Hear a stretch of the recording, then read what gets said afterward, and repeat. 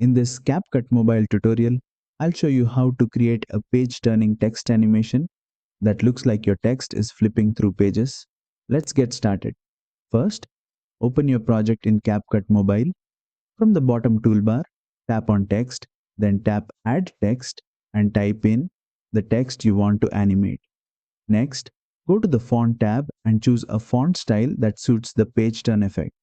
Serif or clean fonts work especially well for a book-like or storytelling feel. Once your text is ready, tap on the Animation tab. Now switch to the Loop section and scroll until you find the page turning animation. Apply it, and you'll immediately see your text flipping as if pages are turning on the screen.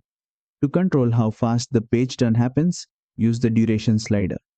Drag the slider to the left for a quick, snappy page flip. Drag the slider to the right for a slow, smooth, cinematic turn. Preview the animation and adjust the speed until it matches the mood of your video. And that's it. You've successfully added a page-turning text animation in CapCut Mobile.